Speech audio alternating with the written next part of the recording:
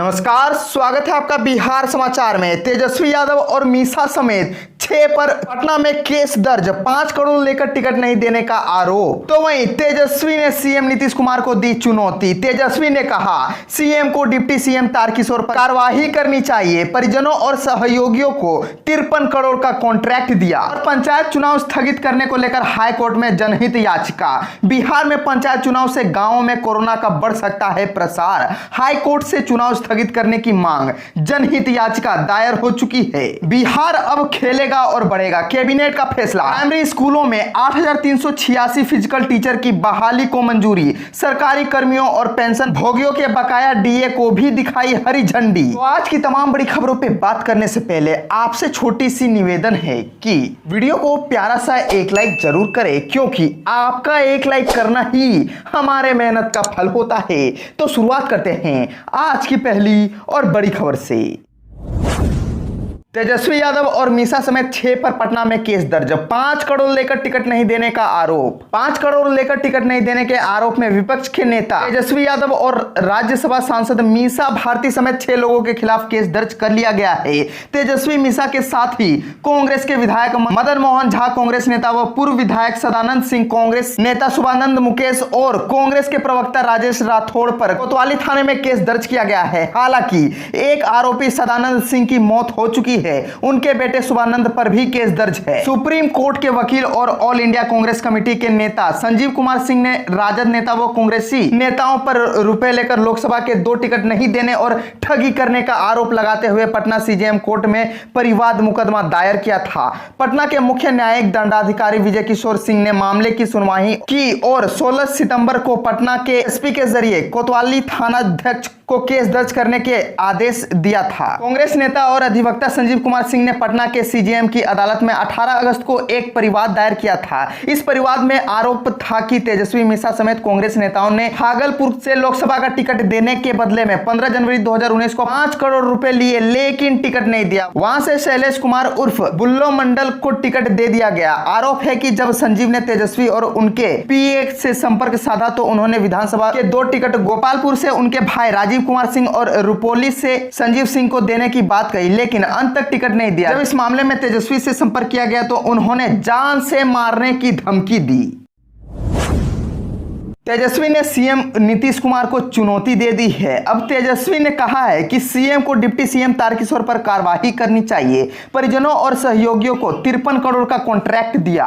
नेता प्रतिपक्ष तेजस्वी यादव ने मुख्यमंत्री नीतीश कुमार को चुनौती दी है कि वे डिप्टी सीएम तारकिशोर प्रसाद के खिलाफ कार्रवाई करें। तेजस्वी ने कहा है कि उप मुख्यमंत्री के गलत तरीके से अपने परिवार और सहयोगियों को 53 करोड़ का कॉन्ट्रैक्ट दिया है और मुख्यमंत्री कार्रवाई की हिम्मत तक नहीं जुटा पा रहे हैं। राजद के प्रशिक्षण शिविर के समाप्त होने के बाद तेजस्वी यादव ने कहा है कि बिहार में भ्रष्टाचार चरम पर है। जनता के पैसे की लूट की जा रही है और इस लूट में बीजेपी और जेडीयू के नेता भी शामिल है। कहा कि क्या अब नीतीश कुमार को बिहार में भ्रष्टाचार नजर नहीं आ रहा है? जब सृजन की फाइल खुलती है तब नीतीश कुमार चुप्पी साध लेते हैं। आखिर उप मुख्यमंत्री पर कार्रवाई क्यों नहीं होती है? तेजस्वी यादव ने तारकिशोर प्रसाद के मामले को लेकर जल्द ही बड़ी खुलासा करने की बात कही। कहा कि बिहार में सरकारी योजनाओं में जमकर लूट और भ्रष्टाचार हो रहा है। आरोप लगाया कि सिर्फ जेडीयू के नेताओं को 7 निश्चय का काम मिलता है। एक सिपाही के पास से जब 10 करोड़ रुपए बरामद होते हैं तो यहां समझना मुश्किल नहीं है कि बड़े अधिकारी और मंत्रियों की कमाई कितनी होगी।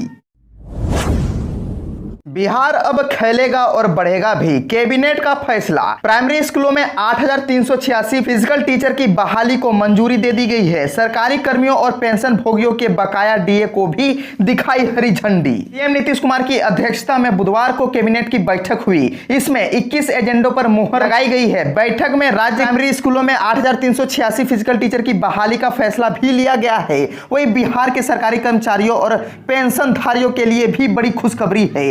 सरकार ने बकाया डीए का भुगतान एक मुक्त करने का निर्णय लिया है। इधर फिजिकल टीचर की बहाली निर्णय के मुताबिक 100 से अधिक छात्र वाले प्राइमरी विद्यालयों में शारीरिक शिक्षा और स्वास्थ्य अनुदेशक पद पर जॉब निकाली जाएगी। शिक्षा विभाग की तरफ से मंत्री परिषद में यह प्रस्ताव लाया गया, जिस पर कैबिनेट ने अपनी मुहर लगा दी। यह सामान्य शिक्षकों की नियुक्ति की तरह नगर निकाय और पंचायत नियोजन के माध्यम से ही होगा। लंबे समय से अभ्यर्थियों को इस बहाली का इंतजार था। बच्चों का मुफ्त और अनिवार्य शिक्षा अधिनियम 2009 चरणों के निहित प्रावधान के आलोक में 8,000 रुपए प्रति माह की दर से वेतन पर बिहार के 8,386 राजकीयकृत प्रारंभिक विद्यालयों में तत्काल एक शारीरिक शिक्षा और स्वास्थ्य अनुदेशक का पद सृजन करने की स्वीकृति दे दी गई है। पंचायत चुनाव स्थगित करने को लेकर हाईकोर्ट में जनहित याचिका। बिहार में पंचायत चुनाव से गांवों में कोरोना का बढ़ सकता है प्रसार, हाईकोर्ट ने चुनाव स्थगित करने की मांग। जनहित याचिका दायर। बिहार में पंचायत चुनाव 24 सितंबर से शुरू हो रहा है, लेकिन कोरोना के मद्देनजर इसे स्थगित करने की मांग पटना हाईकोर्ट में बुधवार को की गई है। मधुबनी लोकाहा के रहने वाले सामाजिक कार्यकर्ता अमीर जफर ने यह जनहित याचिका दायर की है। याचिका दायर करने वाले वकील मधु प्रसून ने बताया कि कोरोना से अभी भी लोग डरे हुए हैं और इसका बड़ा असर पंचायत चुनाव पर पड़ने की आशंका है। एम्स के डॉक्टर गुलेरिया का स्टेटमेंट भी कोर्ट के समक्ष रखा गया है, जिसमें उन्होंने कोरोना की भव्यता का जिक्र किया था। मधु प्रसून ने बताया कि कोरोना के मद्देनजर कांवड़ यात्रा पर भी उत्तर प्रदेश के सुप्रीम कोर्ट ने हस्तक्षेप के बाद रोक लगाई गई थी। दायर जनहित याचिका की copy state election commission panchayat raj विभाग चीफ सेक्रेटरी बिहार को भी भेजी गई है।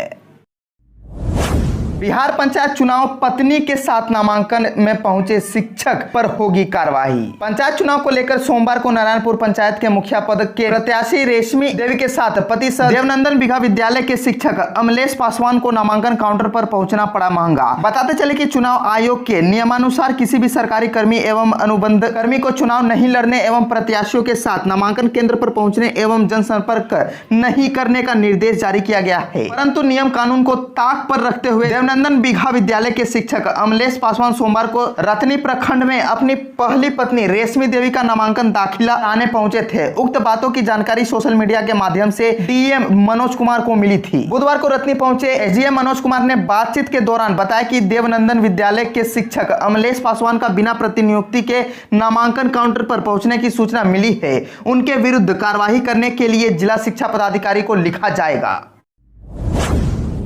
राज्य कर्मियों को बकाया महंगाई भत्ता अक्टूबर के वेतन में एक साथ मिलेगा, नीतीश कैबिनेट ने दी मंजूरी। राज्य कर्मियों को जुलाई और अगस्त का बकाया महंगाई भत्ता अक्टूबर के वेतन में एक साथ मिलेगा, इसकी अनुमति कैबिनेट ने दे दी है। इसी प्रकार छठा वेतनमान पा रहे कर्मियों को 1 जुलाई 2021 के प्रभाव से 164% की जगह 189% महंगाई भत्ता मिलेगा। पांचवा वेतनमान ले रहे कर्मियों को 1 जुलाई 2021 के प्रभाव से 312 की जगह 356% महंगाई भत्ता मिलेगा। मुख्यमंत्री नीतीश कुमार की अध्यक्षता में बुधवार को हुई राज्य कैबिनेट की बैठक में यह निर्णय लिया गया। बैठक में कुल 21 प्रस्तावों पर मंजूरी दी गई। राज्य कर्मी अगले साल 2022 में 39 छुट्टी का आनंद लेंगे। कैबिनेट ने छुट्टी के प्रस्ताव पर मंजूरी दे दी है। कार्यपालक आदेश के तहत 15 छुट्टियां मिलेंगी, जिनमें 3 रविवार को पड़ रहा है। वहीं एनआईटी एक्ट के तहत 21 छुट्टियां मिलेंगी, जिनमें 6 रविवार को पड़ रहा है। प्रतिबंधित ऐच्छिक आवश्यक 20 दिन का होगा, जिसमें से किसी 3 का उपयोग कर्मी कर सकेंगे।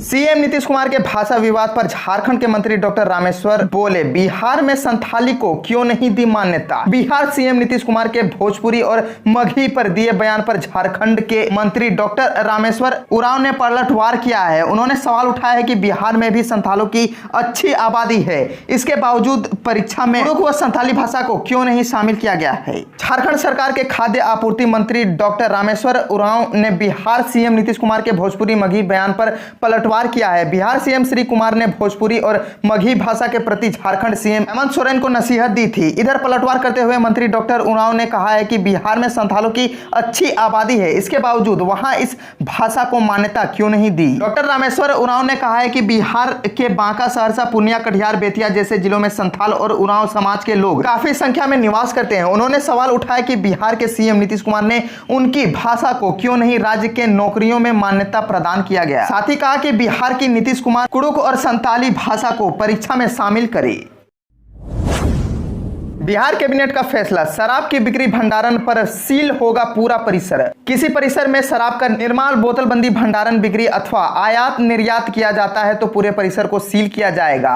वहीं आवासीय परिसरों का चिन्हित भाग सील बंद किया जाएगा, न कि पूरा परिसर। राज्य कैबिनेट ने बिहार मद्य निषेध और उत्पाद अधिनियम के संशोधन की स्वीकृति दी है। इसको लेकर जारी आदेश में यह भी कहा गया है कि बिहार से गुजरने वाले मादक द्रव्य से लदे वाहनों को राज्य सीमा के अंदर प्रवेश करने के लिए घोषित चेक पोस्ट पर ही अनुमति मिलेगी। ऐसे वाहनों को 24 घंटे के अंदर राज्य की सीमा से बाहर निकाला अनिवार्य होगा। सीमा में प्रवेश के समय वाहनों के डिजिटल लॉक लगाया जाएगा, जिसे राज्य के बाहर निकलते समय खोल दिया जाएगा। इथेनॉल का उत्पादन करने की कंपनी की गतिविधि सीसीटीवी कैमरे के अधीन संचालित होगी। इसमें यह भी कहा गया है कि छावनी क्षेत्र एवं मिलिट्री स्टेशनों को बाहर भंडारण करने की अनुमति होगी।